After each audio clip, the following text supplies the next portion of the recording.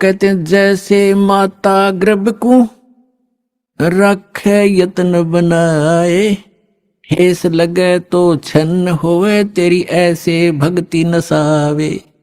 जैसे किसी बेटी को, बहन को, माई को गर्भ रहता है तो उसको वो जानती है उस गर्भ को प्रफुल्लित करने के लिए वो कितनी सावधानी बरतती है।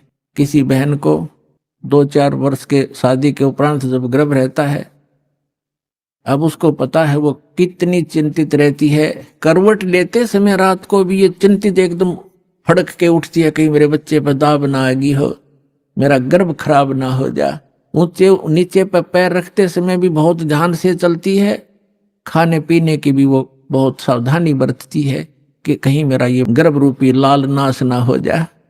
तो परमात्मा कहते हैं जिस दिन आपने परमात्मा की असत भक्ति मिल गई तो आत्मा के अंदर आपका भक्ति रूपी वो गर्भ सटार्ट हो गया उस दिन से।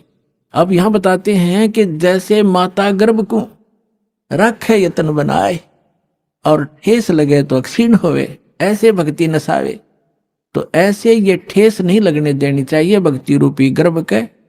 ये मोक्ष रूपी लाल बनाने के लिए बहुत सावधानी बरतनी पड़ेगी। आप वो करते सत्संग में सबको सामूहिक ज्ञान दिया जाता है, प्रत्येक व्यक्ति को नहीं बताया जाता।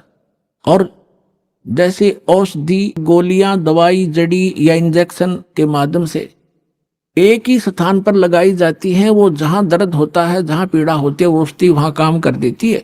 तो सत्संग के माध्यम से सामूहिक इंजेक्शन लगाए जाते हैं ये वचनों के, और जिसमें जो वीकनेस जहां की है उसी का वो औषधि काम कर जाती है। बुद्धिमान उसको समझ जाते हैं, आगे सुचारू हो जाते और वो अपनी कमजोरी को ठीक कर लेते।